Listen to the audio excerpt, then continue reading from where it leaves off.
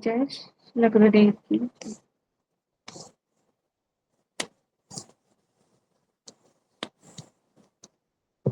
निशाम्य भगवतं मार्गं संस्थां न यदुकूलश्च स्वपाठाय मतिचक्रे निर्भतात्मना युधिष्ठिरः। अनुवाद। निशम्य कहकर भागवत भगवान के विषय में, मार्गम भगवान के प्रकट तथा अप्रकट होने के रास्ते, स्थिताम अंत यदुकुल से राजा यदु के वंश का, चाबी स्व भगवान का धाम, पाठाया रास्ते में, मतिम इच्छा चक्रे ध्यान दिया, निभृत आत्मा अकेले एकांत युधिष्ठिर राजा युधिष्ठिर ने। बोले कि भगवान के स्वधाम गमन को सुनकर तथा युधिष्ठिर के पृथ्वी के अस्तित्व का अंत समझकर महाराज युधिष्ठिर ने भगवत धाम जाने का निश्चय किया। एक बार दोबारा पढ़ लेते हैं इसको, मीनिंग को। भगवान कृष्ण के स्वधाम गमन को सुनकर, मतलब ये सुन लिया उन्होंने कि अब भगवान स्वधाम गमन कर चुके हैं, गोलोक लौट चुके हैं, ठीक है। तथा यदुवंश के पृथ्वी के अस्तित्व का अंत समझकर, अभी समझ रहे कि यदुवंश जो है उसका पृथ्वी पर उसका अस्तित्व का अंत हो चुका है। जैसे कि हमने पहले भी पढ़ा था कि भगवान ने क्या किया है, भगवान की प्लानिंग थी कि आपस में सारे यदुवंशी लड़ गए थे, है ना। मैंने बहुत डिटेलिंग में समझाया भी था कि क्यों लड़ गए थे और किस कारण लड़ गए थे, है ना। तो उसको मैं नहीं जाएंगे उतनी स्टोरी में, और यहाँ पे शॉर्ट में बता दिया। अंत यदुवंश के पृथ्वी के अस्तित्व का अंत समझकर महाराज युधिष्ठिर ने भगवत धाम जाने का निश्चय किया। तात्पर्य, इस संसार के लोगों की दृष्टि से भगवान के दूर चले जाने की खबर सुनकर महाराज युधिष्ठिर ने भी अपना ध्यान भगवत गीता के उपदेशों की ओर मोड़ा। महाराज युधिष्ठिर को भी याद आ रहा है कि भगवत गीता का उपदेश, जबकि ये सब में फैल चुका होगा। जैसे कि भगवान ने भगवत गीता का उपदेश दिया था तो जैसे फैल जाता है ना, स्प्रेड हो जाता है, वैसे ही स्प्रेड हो चुका था, ज्ञान फैल चुका था, तो उन्हें भी वो याद आ रहा है। वे भगवान के प्राकृतिक तथा प्रयाण की विधि के विषय में सोचने लगे। इस मृत्यु ब्रह्मांड में भगवान के प्रकट होने तथा उनके अंतर्ध्यान होने का उद्देश्य पूर्ण रूप से भगवान की परम इच्छा पर निर्भर करता है। भगवान कब प्रकट होंगे, कब अंतर्ध्यान होंगे, ये सब भगवान की इच्छा पर निर्भर करता है ना। हम स्पेकुलेशन नहीं कर सकते, अच्छा भगवान इस तिथि में आए होंगे, ये 9 महीने जब पूरे कर लिए होंगे देव की माता ने, तब वो आए होंगे, ये रहा होगा, वो रहा होगा, अच्छा भगवान की आयु इतनी ही होगी इसलिए वो चले गए। मतलब ऐसी स्पेकुलेशन करना एक मूर्खतापूर्ण बुद्धि का प्रदर्शन है, समझ लो, ठीक है। जो लोग मूर्ख होते हैं ना, वो ऐसी स्पेकुलेशन करते हैं। लेकिन भगवान जो है हमारी बुद्धि के अचिंत्य भेदाभेद तत्व से भी ऊपर है ना, ऊपर है। तो उनको समझने के लिए हमें पूर्ववर्ती आचार्यों का अनुसरण करना चाहिए, जिन्होंने कहा जाता है ना, जिसने सत्य का दर्शन किया है वही समझा सकता है ना। हर कोई नहीं समझा सकता। इसीलिए कोई ऐसी स्पेकुलेशन अगर करता है या कोई ऐसी बातें करता है या कोई ऐसी चीजें आपको देखने को मिलती हैं, तो उसको तुरंत ही वहां से हट जाना चाहिए, उसको छोड़ देना चाहिए उस रास्ते को, ठीक है। तो यही बोलें कि स्मृति ब्रह्मांड में भगवान के प्रकट होने तथा उनके अंतर्ध्यान होने का उद्देश्य पूर्ण रूप से भगवान की इच्छा पर निर्भर करता है। वे किसी उच्चतर शक्ति द्वारा प्रकट या अप्रकट होने के लिए बाध्य नहीं है। जिस प्रकार जीव भौतिक प्रकृति के नियमों द्वारा प्रकट तथा अप्रकट होने के लिए बाध्य होते हैं, जब भी भगवान चाहते हैं और वे कहीं भी और सर्वत्र प्रकट हो सकते हैं। भगवान मतलब वो नहीं है कि उनको नक्षत्र सब कुछ देखना पड़ेगा। ये तो स्वयं ही भगवान के प्रकट होने के टाइम पे स्वतः ही सब लोग साथ आ जाते हैं, सारे शुभ नक्षत्र। भगवान को इनकी जरूरत नहीं होती है, भगवान किसी भी टाइम कहीं पे भी प्रकट हो सकते हैं, है ना। लेकिन भगवान इतने मतलब समझ लीजिए इतने ऑस्पिशियस हैं, इतने इतने पवित्र हैं कि क्या होता है कि नक्षत्र स्वयं ही उनके आगे पीछे ही चलते हैं, तो वो स्वयं इकट्ठे हो जाते हैं, जिससे भगवान का मतलब प्राकट्य होता है। और कहीं भी भगवान को जहाँ किसी भक्त को भी दर्शन देना होता है, वहां भी शुभ घड़ियां स्वयं ही बन जाती हैं। ऐसा कोई पूर्व निर्धारित नहीं होता कि वो जब सारी शुभ तिथियां एक साथ बनेंगी तभी जाके भगवान आएंगे, ऐसा पूर्व निर्धारित नहीं होता। वो भगवान के आने के टाइम पे स्वयं ही सारे नक्षत्र एक साथ, जैसे पारशर मुनि ने क्या बोला, भगवान के जन्म का उचित समय लग रहा है, कोई देवी शक्ति आने वाली है, समय सारे नक्षत्र सब मतलब अपने सुयोग्य स्थान पर आ चुके हैं। तो उन्होंने माता सत्यवती को क्या बोला, ये अचुत उचित समय है, समय से उचित समय का लाभ उठाना है ना। तो भगवान तो आ रहे हैं, क्योंकि वो पारशर मुनि पूर्व मतलब बहुत ही महाभागवत थे, तो उनको पता चल गया। इस तरह से बहुत भक्तों को पता चल जाता है, लेकिन ऐसा नहीं है कि नक्षत्र उनके बाद आएंगे या फिर वो तो स्वयं ही ऐसा योग बना जाते हैं, क्योंकि सब भगवान ऑस्पिशियस है ना। जहाँ भगवान है वहां पे सारी ऑस्पिशियसनेस रहेगी, वहां पे सारी शुभता हो सकती है। ठीक है, इसलिए किसी अन्य स्थान पर उनके प्राकृतिक तथा तिरोधान पर कोई प्रभाव नहीं पड़ता। वे सूर्य के समान है, सूर्य स्वेच्छा से किसी स्थान पर उदय और अस्त होता है, किंतु इससे अन्य स्थानों पर उसकी उपस्थिति पर कोई प्रभाव नहीं पड़ता। सूर्य पश्चिम गोलार्ध में अस्त हुए बिना भारत में प्रातःकाल उदय होता है। सूर्य पूरे सौर मंडल में सर्वत्र उपस्थित रहता है, किंतु ऐसा प्रतीत होता है कि किसी एक स्थान में सूर्य निश्चित समय पर प्रातः उदय होता है और शाम को निश्चित समय पर अस्त होता है। जब सूर्य के लिए समय की कोई अर्थ नहीं रखती, तो फिर परमेश्वर के विषय में क्या कहा जाए, जो सूर्य के भी सृष्टा और नियामक है।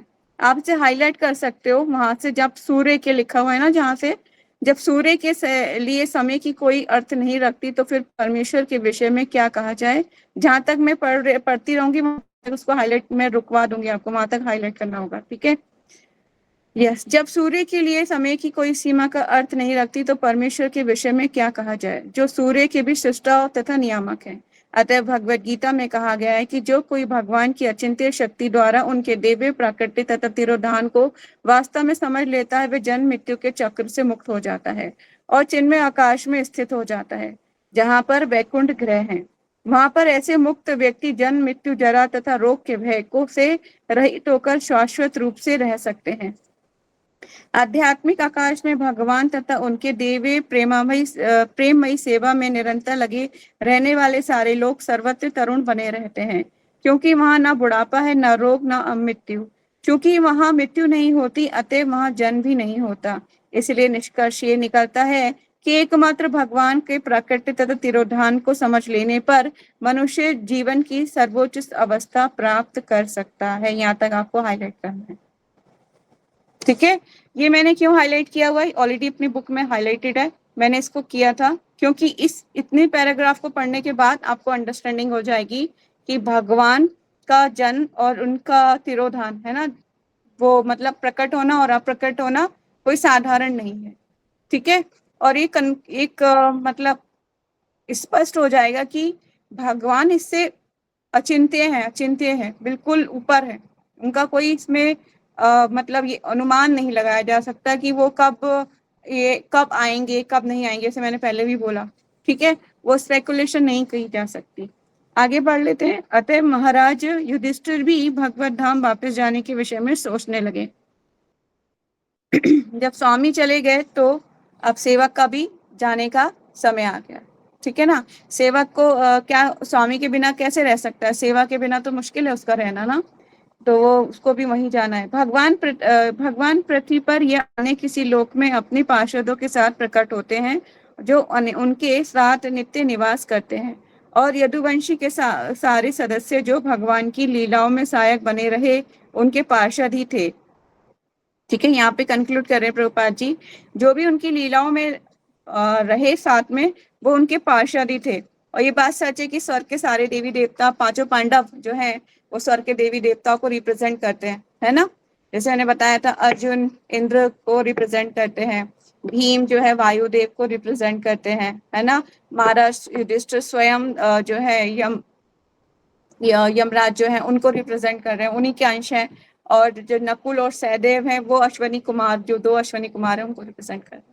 तो इस तरह से ये सारे, और जो कर्ण थे वो स्वयं जो है सूर्य भगवान है ना, सूर्य देव के रिप्रेजेंट, क्योंकि कवच और कुंडल लेके वो हुए थे वो।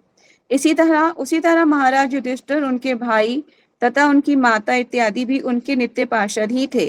क्योंकि भगवान तथा उनके पार्षदों का प्राकृतिक तिरोधान दिव्य होता है, अतः प्राकृतिक तथा तिरोधान के बाह्य लक्षणों से किसी को मोहग्रस्त नहीं होना चाहिए। चूकी से लेके और प्रकट होना, मोहग्रस्त नहीं होना चाहिए, ये भी हाईलाइट करना है आपको। ठीक है, नेक्स्ट श्लोक है 33। जयश्री पढ़ोगे आप?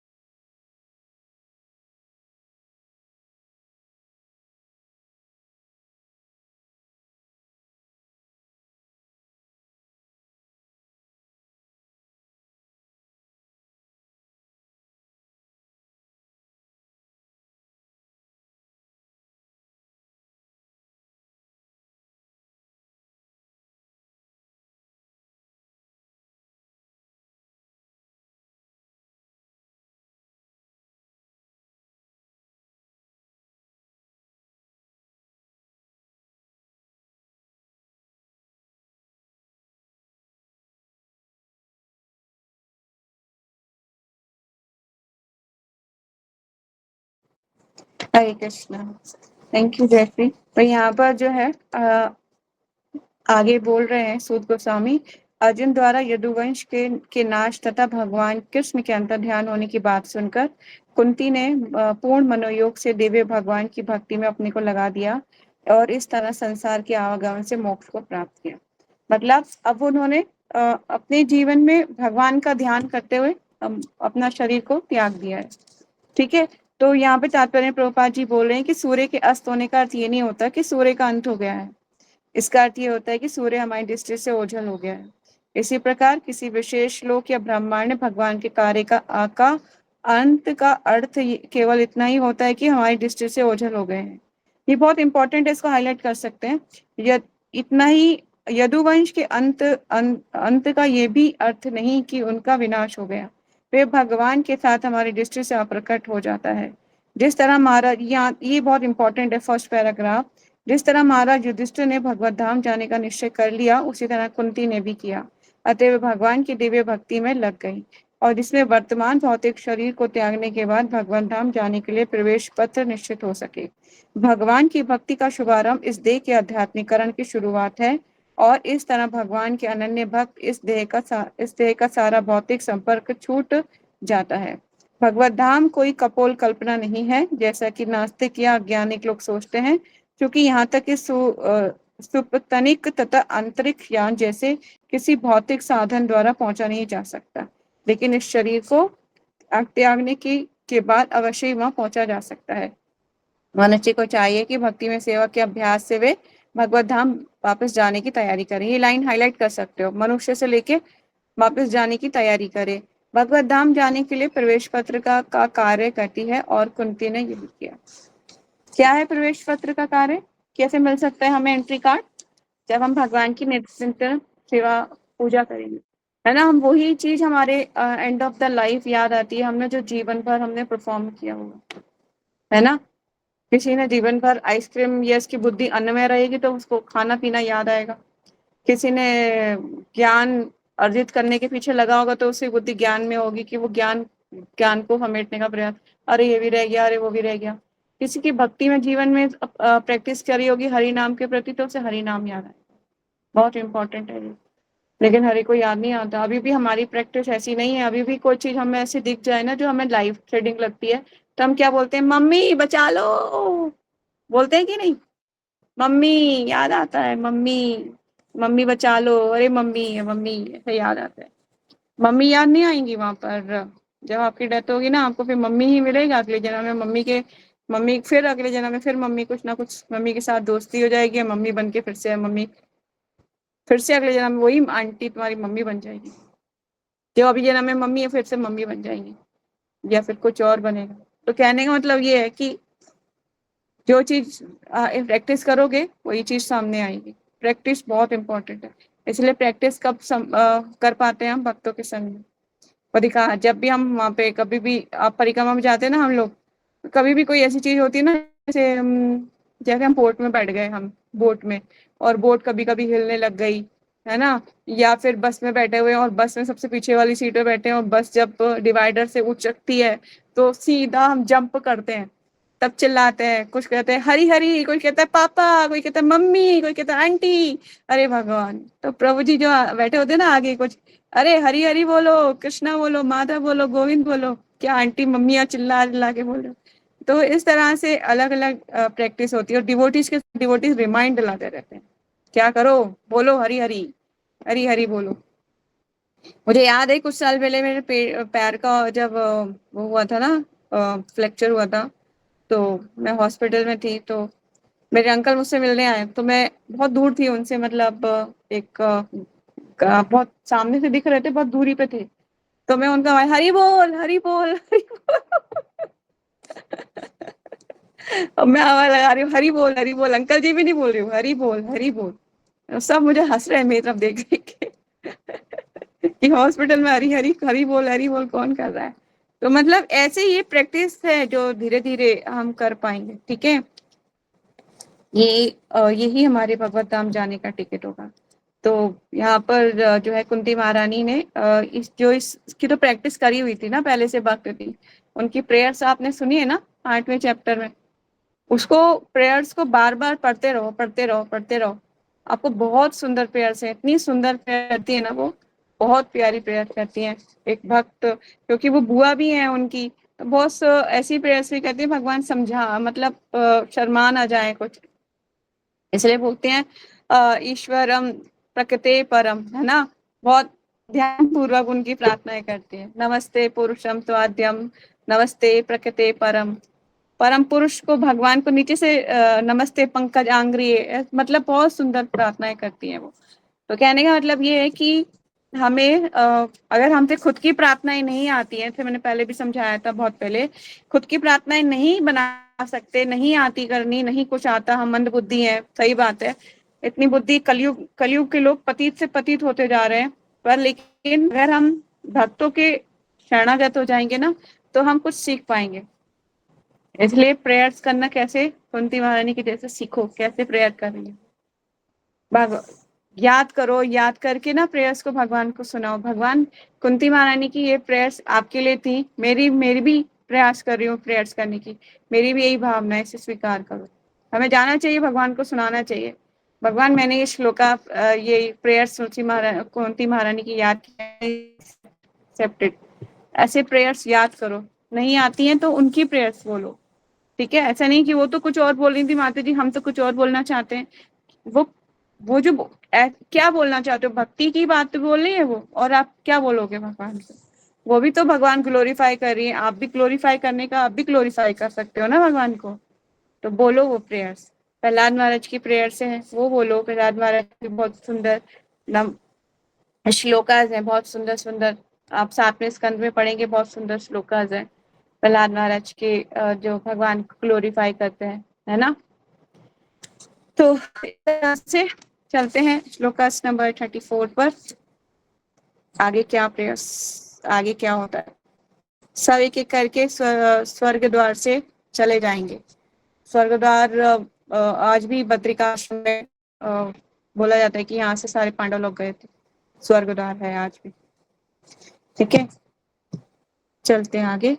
या अहरात भूर्वो भारम तम तनु विज तम तनु तम तनु विजहरो विजहावजः कंटकनेव द्वयं चापीषतु समम।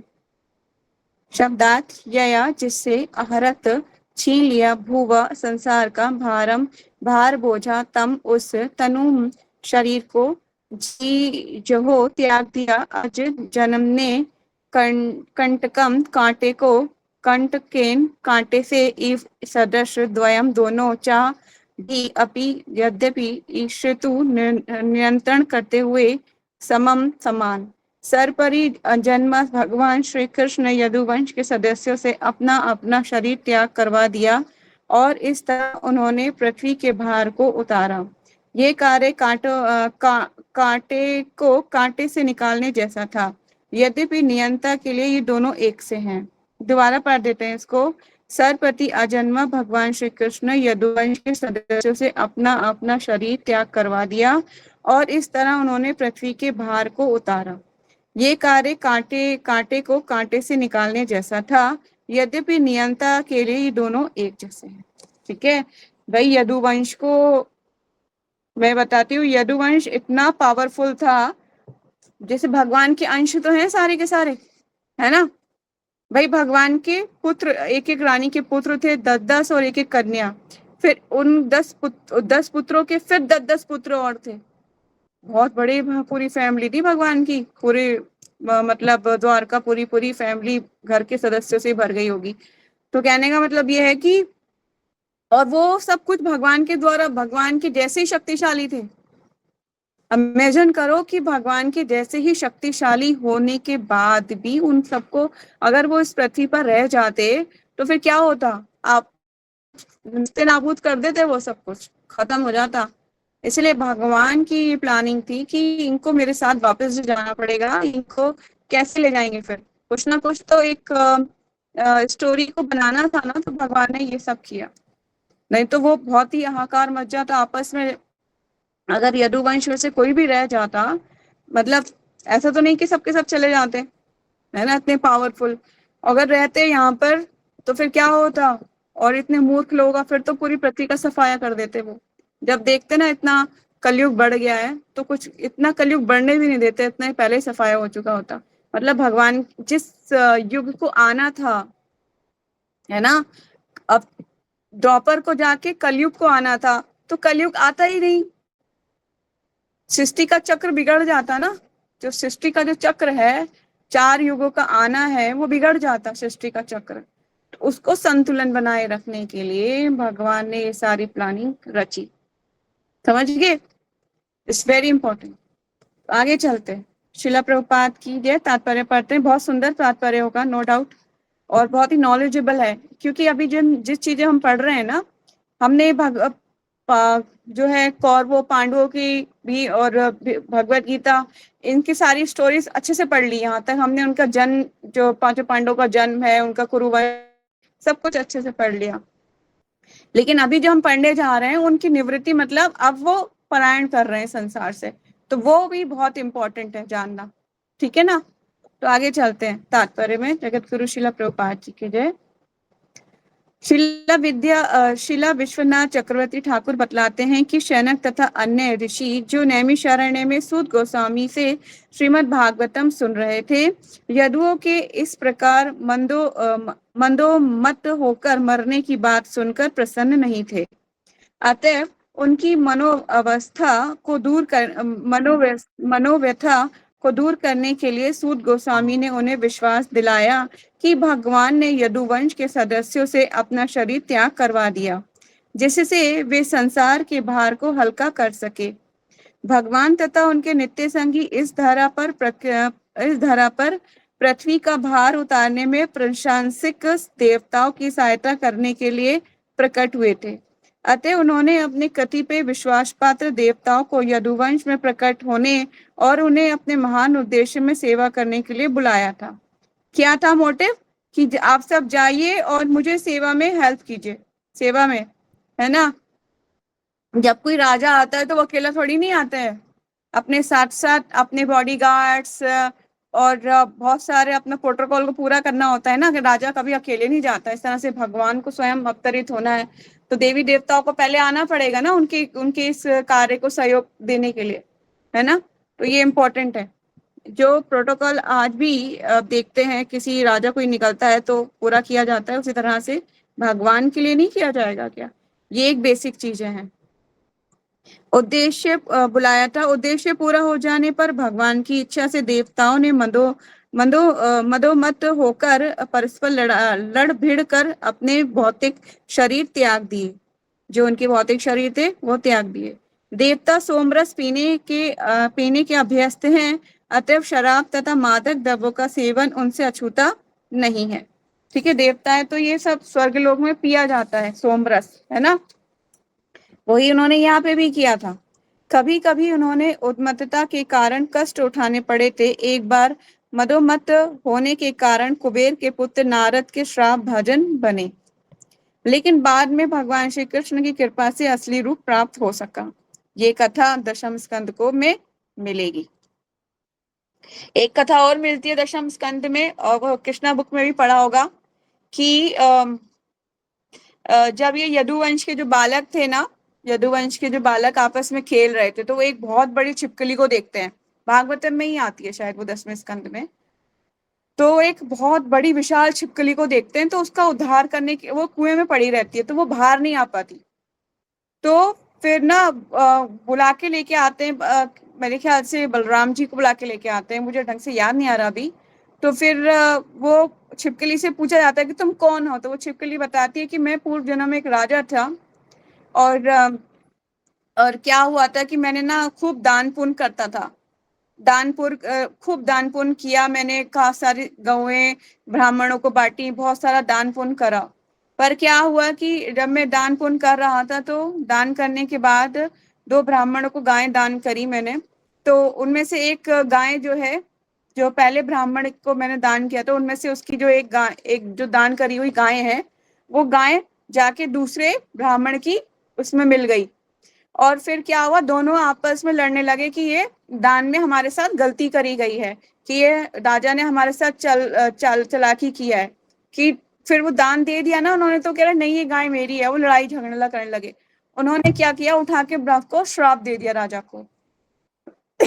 तुमने हमारा दान लिया, मतलब जो दान में मिली हुई वस्तु को दोबारा दान में दे दिया, ये बात थी।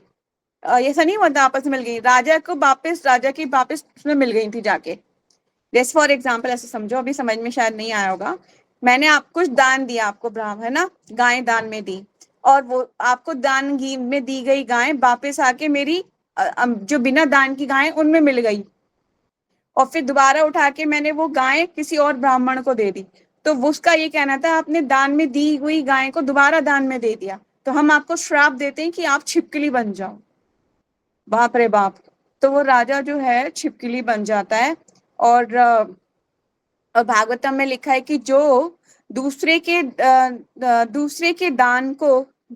दिए हुए दान को दोबारा दान में देता है, या फिर धोखाधड़ी करता है दान के साथ, तो वो छिपकली बन जाता है। ऐसा है। मैं आपको पढ़ के सुना भी सकती हूँ, पर अभी बहुत लंबी स्टोरी हो जाएगी।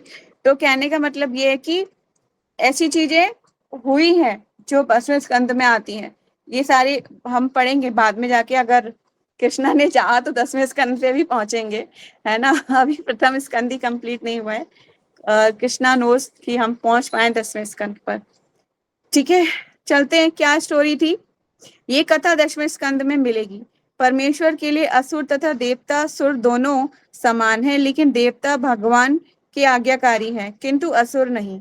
अतएव कांटे से कांटा निकालने का उदाहरण अत्यंत उपयुक्त है। एक कांटा जो भगवान के पांव में चुभता है वे निश्चय ही कष्टकारक है, और दूसरा कांटा जो पीड़ादायक तत्वों को निकालता है वे निश्चय ही भगवान की सेवा करता है। यद्यपि प्रत्येक जीव भगवान का अंश है, फिर भी जो भगवान को चुभता है वे असुर है। जो स्वेच्छा से सेवक है वे देवता कहलाता है। भौतिक जगत में देवता तथा असुर सदा ही लड़ते रहते हैं, और देवता सदा ही भगवान द्वारा असुरों के हाथ से बचाए जाते हैं। ये दोनों ही भगवान के नियंत्रण में रहते हैं। ये संसार दो प्रकार के जीवों से भरा हुआ है, और भगवान का उद्देश्य सदैव देवताओं की रक्षा करना तथा जब भी संसार में आवश्यकता होती है तब असुरों का विनाश करना है। इस तरह दोनों का कल्याण होता है। ठीक है, ये बात सच है कि कांटे से ही कांटा निकाला जाता है। आपने देखा है कभी सुई? मुझे याद है एक बार मैं बहुत सारे कांटों में गिर गई थी, बहुत सारे कांटे घुस गए थे बॉडी में साइकिल सीखते हुए। कांटे, एक पूरे कांटों का झाड़ ना इकट्ठा करा हुआ था। गार्डनर गार्डनर होते हैं ना, जो माली होता है, एक पार्क था बहुत बड़ा उसमें, और मैं साइकिल सीख रही थी। तो मैंने कहा इसमें नहीं गिर जाऊं, मैं इसमें नहीं गिर जाऊं, मतलब होता है ना, कॉन्फिडेंस लूज हो गया। और चलाते चलाते चलाते जाते उसी कांटों के ऊपर गिर गई धड़ाम। और जहां पे भी खड़ी हो तो उसी कांटे के ऊपर हाथ रख के खड़ा होना पड़ रहा था। मतलब कांटों पे कोई गिरेगा तो उठेगा कैसे? कांटों पे हाथ रख के ही उठेगा। और मेरी बॉडी में कांटे ही कांटे घुस गए थे। तो मम्मी ने, पता है, सुई से कांटे निकाले थे। बाप रे बाप। 2 बार मैं बचपन में, एक बार तो मैं मतलब 14 13 14 साल की उम्र में गिरी थी, और एक बार मैं गिरी थी 7 8 साल की उम्र में। वो मैं नागफनी के कांटों में गिरी थी। वो जो ऐसे खड़े खड़े होते हैं ना, खड़े खड़े तिरछे तिरछे से होते हैं, हरे हरे से होते हैं, कांटे निकले हुए होते हैं, कैट्रस बोलते हैं जिसको, उस टाइप का पौधा, उसमें गिरी थी। तो मतलब वो तो बहुत ही पेनफुल होता है जब मम्मी ने सुई से निकाले। तो याद आ गया कि कांटों से ही कांटे निकालने का काम भगवान भी करते हैं। तो यहाँ पे प्रभुपाद जी उदाहरण बहुत सुंदर प्रस्तुत कह रहे हैं कि जो सेवा करता है भगवान का वो तो जो है देवता होता है, और जो भगवान को चुभता है, जो भगवान को चुभता है वो असुर होता है। ठीक है, तो मुझे लगता है आज हम इतना ही पढ़ पाएंगे। एक और ले सकते हैं क्या? श्लोका पढ़ लें, एक और श्लोका। एक बड़ा है थोड़ा, काफी बड़ा है, पढ़ लेंगे क्या? 48 हो रहे हैं। क्वेश्चन आंसर कर ले। क्वेश्चन आंसर है आपकी? क्वेश्चन है कोई? नहीं है तो फिर पढ़ लेते हैं ये वाला श्लोका। हो सकता है नेक्स्ट वीक थोड़ा मेरे को मुश्किल हो सकता है। मैं आपको बताऊं जयश्री, नेक्स्ट वीक मैं ना शायद वहां जा रही हूँ, शायद क्या जा ही रही हूँ, तिरुपति बालाजी।